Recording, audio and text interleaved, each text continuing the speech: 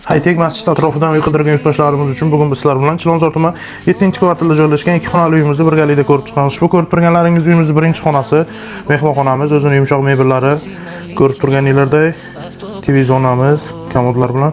Uyimiz 1,5 uch bo'lgan balkonda egalarimiz tomonidan ochiq zalga qo'shib yuborilgan.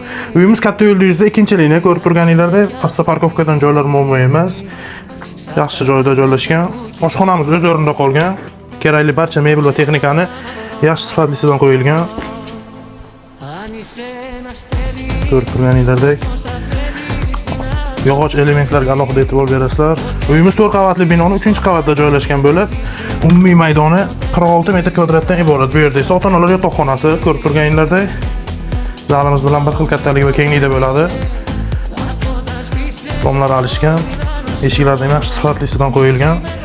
Glavniy eshikdan kirib kelish. O'zi aslida razdel sanuzelimiz bo'ladi. Uyimiz egalari tomonidan birgalikda qo'shib yuborilgan.